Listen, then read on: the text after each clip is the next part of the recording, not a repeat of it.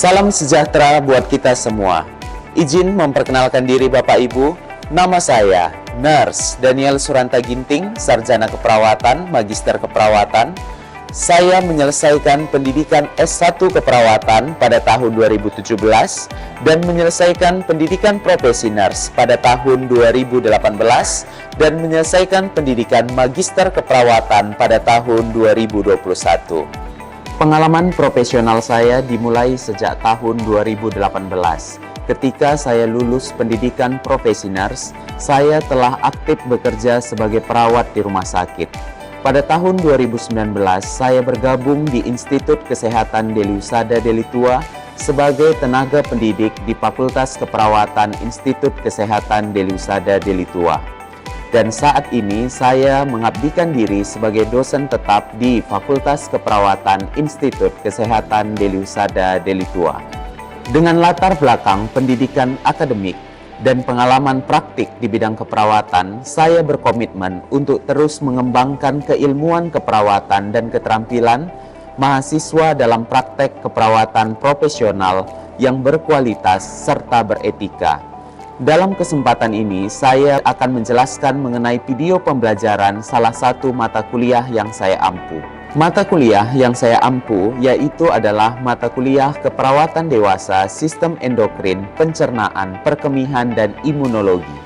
Sebelum memulai pembelajaran pada mata kuliah Keperawatan Dewasa, Sistem Pencernaan, Perkemihan, Imunologi, dan Perkemihan, saya mempersiapkan RPS bersama tim dosen mata kuliah.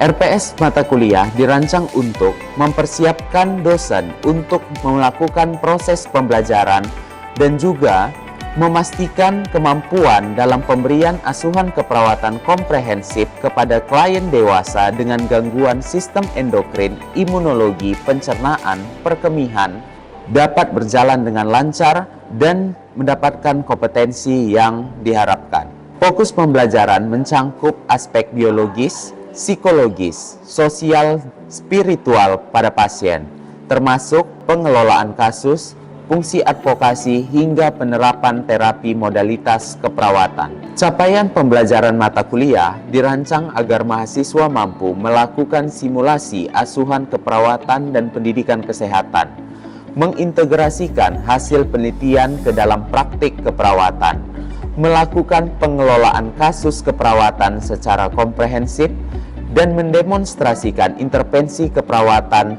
dengan menjunjung tinggi etika dan profesionalisme keperawatan.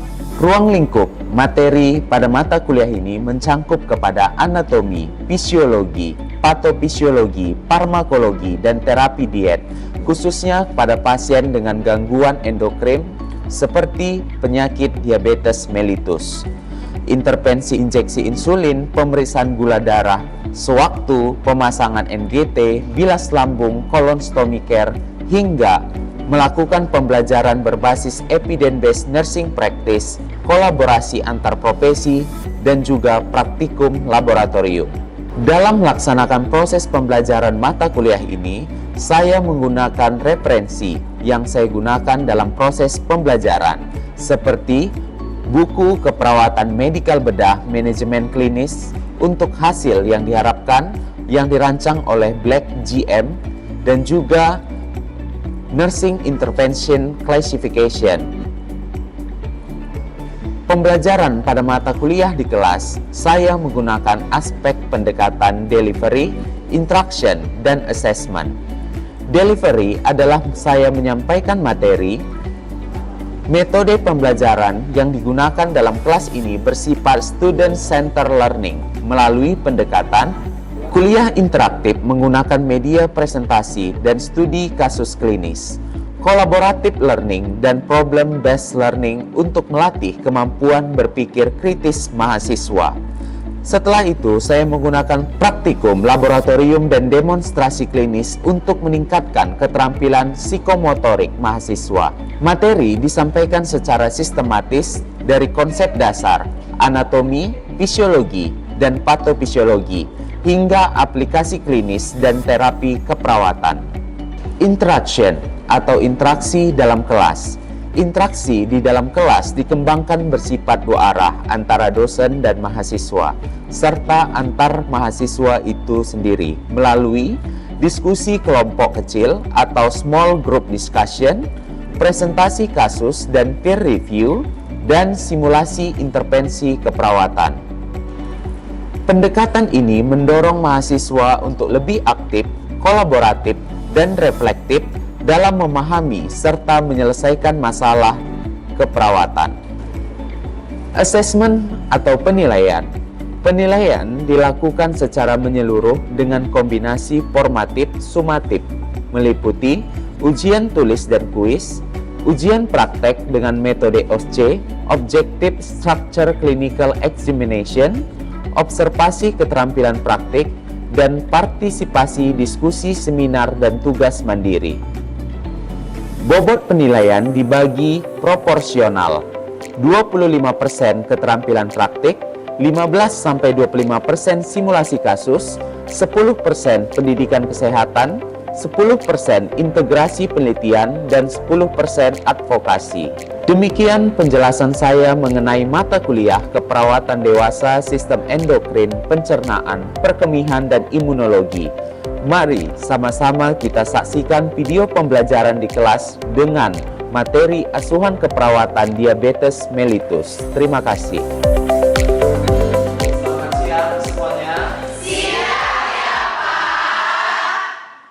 Sebelum kita memulai perkuliahan kita pada siang hari ini, ada baiknya kita berdoa yang akan dipimpin oleh pemimpin kelas. Kepada pemimpin kelas dipersilakan. Permisi ya Pak, permisi ya teman. Sebelum kita mulai pelajaran, alangkah baiknya berdoa menurut agama dan kepercayaan masing-masing. Berdoa dimulai.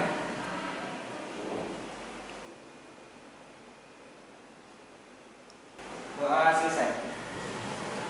Baik, para mahasiswa sekalian, sebelum kita memulai pembelajaran kita pada siang hari ini, ingat bahwa jangan pernah menyerah pada apa yang telah kalian perjuangkan dan usahakan apa yang kalian impikan. Yakin dan percaya, usaha, doa semua akan dibayar lunas untuk kalian semua. Tetap semangat para mahasiswa sekalian, para generasi muda keperawatan. Ingat, orang tua selalu mendoakan kalian, dan ingat bahwa perjalanan kalian pasti akan berhasil. Jangan pernah menyerah dengan hal itu semua. Yakin dan percaya kita pasti mencapai tujuan kita masing-masing. Baik adik-adik sekalian, para mahasiswa, pertemuan yang lalu kita sudah membahas anatomi dari sistem endokrin. Sistem endokrin adalah sistem hormonal di dalam tubuh manusia. Ada insulin, ada adrenalin, dan berbagai jenis hormon yang lain. Dan pada pertemuan siang hari ini kita akan membahas salah satu penyakit gangguan hormonal di dalam tubuh manusia, yaitu adalah diabetes mellitus. Sebelum Bapak lanjut terkait dengan salah satu penyakit pada gangguan sistem hormonal, ada yang tahu apa itu diabetes mellitus? Saya Pak. Silakan. Permisi ya Pak, permisi ya teman, perkenalkan nama saya Julas Terlimban Teruan. Di sini saya akan menjelaskan sedikit tentang diabetes mellitus. Diabetes mellitus adalah gangguan sistem endokrin yang ditandai dengan kadar gula darah tinggi atau tubuh tidak dapat merespon insulin dengan baik. Ada 3 tipe diabetes mellitus utama. Yang pertama diabetes mellitus tipe 1, yang kedua diabetes mellitus tipe 2, dan yang ketiga diabetes mellitus gestasional. Terima kasih ya Pak, terima kasih teman.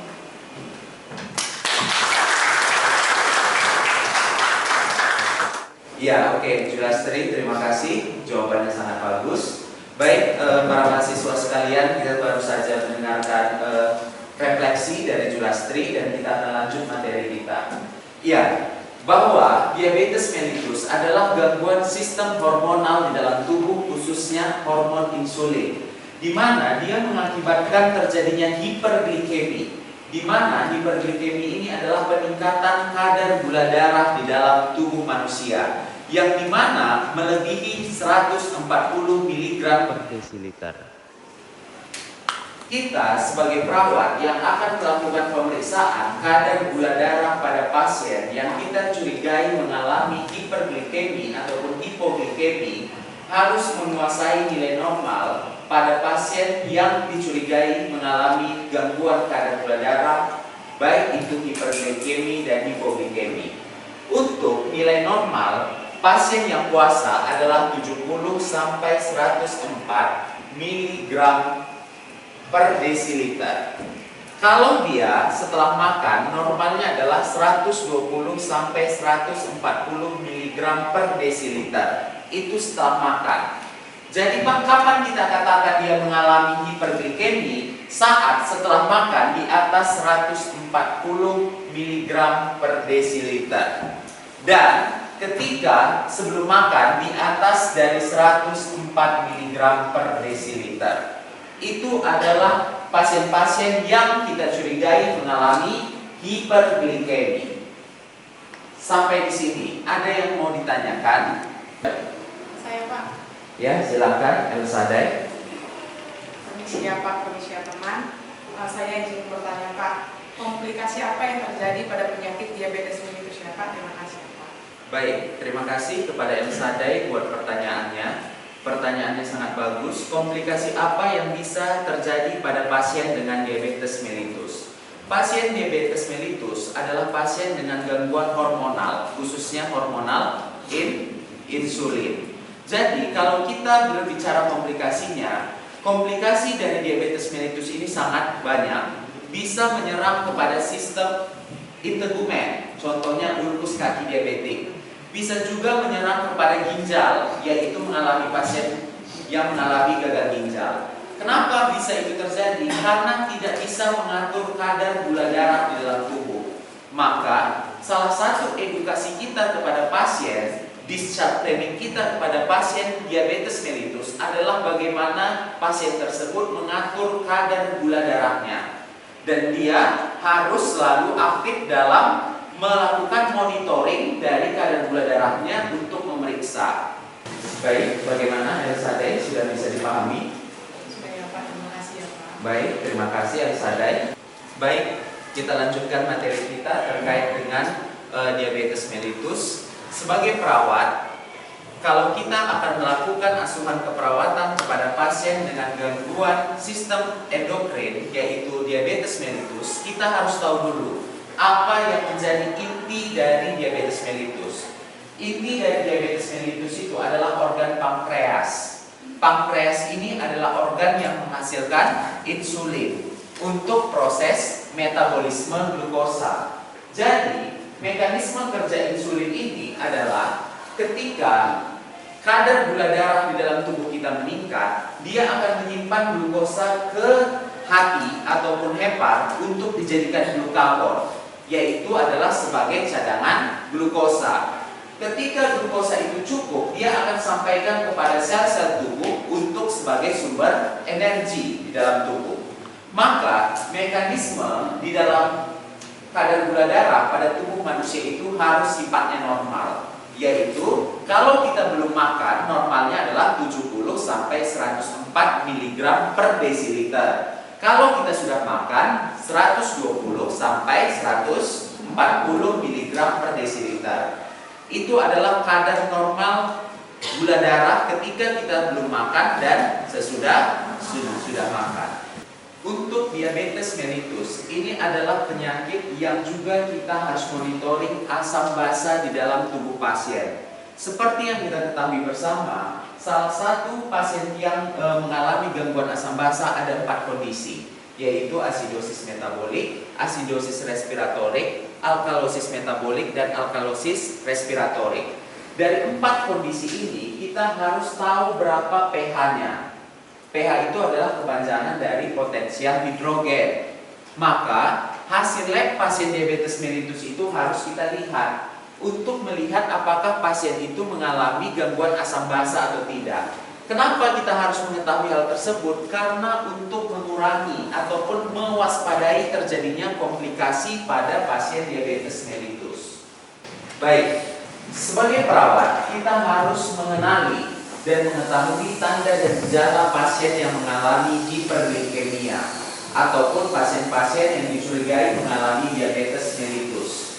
Yang bisa kita lihat langsung di slide bahwa salah satu gejalanya adalah poliuria. Poliuria itu adalah berkemih yang terus-menerus Setelah itu yang kedua ada polidipsia. Polidipsia itu adalah haus yang terus-menerus dialami oleh pasien. Kenapa? Karena terlalu banyak pasien mengeluarkan urin karena ada poliuria.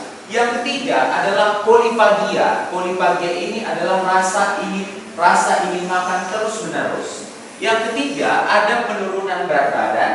Yang berikutnya adalah adanya penglihatan kabur. Ini adalah beberapa gejala yang bisa kita lihat, yang bisa kita tanyakan, yang bisa kita anamnesa dari pasien yang kita curigai mengalami diabetes mellitus. Baik, kita akan lanjutkan materi kita terkait dengan penata laksanaan hipoglikemia. Jadi, hipoglikemia ini adalah terjadinya penurunan kadar gula darah pada tubuh manusia. Kalau hiperglikemia adalah peningkatan kadar gula darah, sedangkan hipoglikemia adalah penurunan kadar gula darah di dalam tubuh manusia. Kenapa pasien diabetes mellitus itu tidak boleh hiper, tidak boleh hipo? Karena ada komplikasi yang diakibatkan ketika hiperglikemia dan hipoglikemia. Dan pada slide yang kita lihat di depan ini, di sini dilampirkan bahwa komplikasi-komplikasi dan penata laksanaan pada hipoglikemia. Jadi, orang-orang ataupun pasien-pasien yang diabetes mellitus, kadar gula darahnya itu harus dalam kondisi normal. Tidak boleh hiper, tidak boleh hipo. Salah satu tanda dan gejala pasien mengalami hipoglikemia adalah tidak sadar. Ya, dan juga bisa sadar. Ketika dia tidak sadar, kita bisa menaikkan bolus kadar glukosa di dalam darah supaya kadar gula darah itu normal. Ingat prinsipnya, ketika kita melakukan asuhan keperawatan pada pasien diabetes mellitus, itu tidak boleh dia terlalu tinggi dan tidak boleh terlalu turun. Ya, dan kalau dia terlalu turun, naikkan dia dengan berikan bolus glukosa. Pak, kenapa sih pasien yang diabetes mellitus bisa kadar gula darahnya anjlok turun? Mungkin karena kurang edukasi ketika saat minum obat diabetes. Dia tidak memeriksa kadar gula darahnya, sehingga dia bisa anjlok. Sedangkan obat glukosa terus masuk, makanya dia bisa hipoglikemia. Dan ingat, hiperglikemia dan hipoglikemia sama-sama tidak boleh terjadi pada pasien diabetes mellitus. Ingat bahwa diabetes mellitus adalah penyakit hormonal yang bisa mengundang komplikasi-komplikasi yang besar pada pasien. Salah satunya adalah terjadinya ulkus kaki diabetik. Kenapa bisa terjadi ulkus kaki diabetik? Karena terlalu tingginya kadar glukosa di dalam darah sehingga merusak sel-sel ataupun sistem-sistem persarapan pada ekstremitas perifer, sehingga luka itu akan tidak mudah untuk sembuh. Dan bagaimana cara kita untuk merawat ataupun mencegah terjadinya komplikasi kepada pasien diabetes mellitus adalah dengan kita menjalankan peran dan fungsi kita sebagai perawat edukator. Jangan pernah kita biarkan pasien diabetes itu pulang tanpa adanya edukasi. Edukasi dia untuk melakukan gerakan-gerakan senam kaki.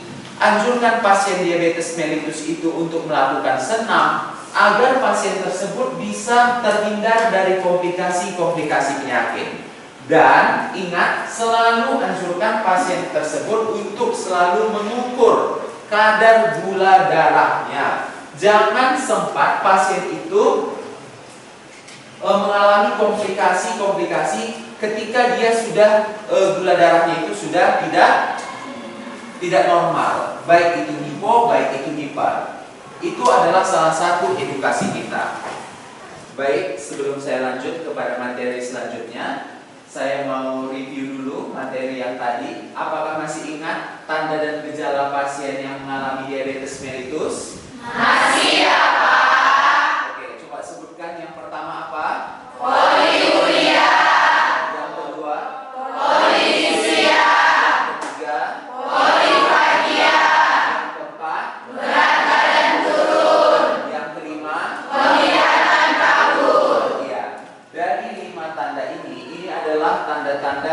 menjurus kepada diabetes mellitus. Maka kita sebagai perawat saat kita melakukan pengkajian, saat melakukan anamnese, coba diperhatikan, coba ditanyakan dari 5 item tersebut dialami oleh pasien atau tidak. Kalau pasien mengalami hal tersebut, langsunglah kita coba melakukan rujukan kepada lab untuk memastikan pemeriksaan secara lengkap pada pasien tersebut. Apakah pasien tersebut positif mengalami diabetes mellitus ataupun tidak. Baik, materi terkait dengan asuhan keperawatan pasien diabetes mellitus sudah kita bahas pada pertemuan kita pada siang hari ini. Oleh sebab itu saya mau mengevaluasi bagaimana pemahaman kita dalam pemberian asuhan keperawatan pada pasien gangguan sistem hormonal khususnya diabetes mellitus. Di sini saya sudah siapkan case ataupun kasus. Silahkan coba dibaca masing-masing individu dan berikan intervensi apa yang kita berikan kepada pasien tersebut dari kasus yang sudah saya tampilkan. Silahkan ditulis di selembar kertas dan nanti akan saya kumpul. Silahkan dikerjakan dalam waktu 10 menit. Silahkan.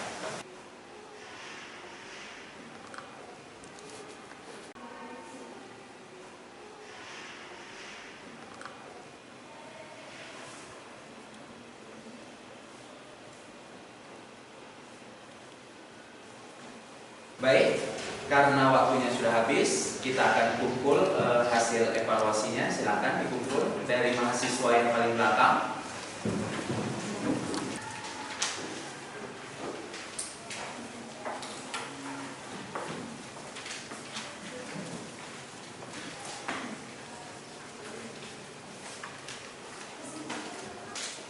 Terima kasih.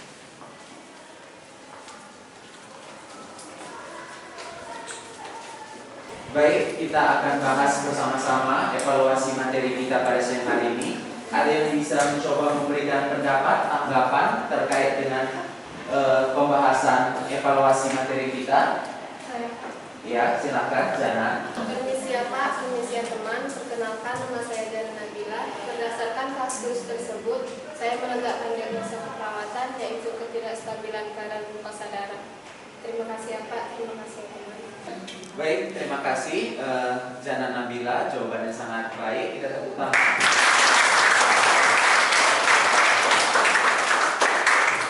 Baik, ada lagi yang coba membahas kasus tersebut? Saya Pak. Silakan. Permisi Pak, permisi teman. Perkenalkan nama saya Amelia Sari Siregar. Baik, tanggapan yang saya berikan pada kasus di atas adalah intervensi keperawatan, yaitu memberikan edukasi pada pasien diabetes mellitus untuk menjaga kestabilan kadar glukosa darah dan melakukan perawatan luka pada ulkus diabetes. Baik, terima kasih buat Amelia Sari Siregar buat pendapatnya terhadap kasus tersebut. Pendapat dari Amelia Sari sangat bagus. Kita berikan.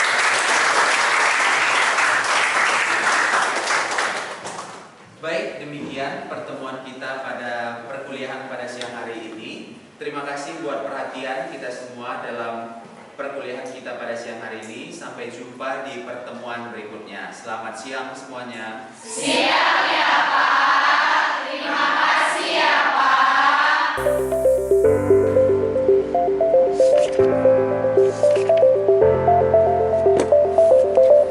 Demikian video pembelajaran saya pada mata kuliah keperawatan dewasa, sistem endokrin, pencernaan, perkemihan, dan imunologi. Terima kasih.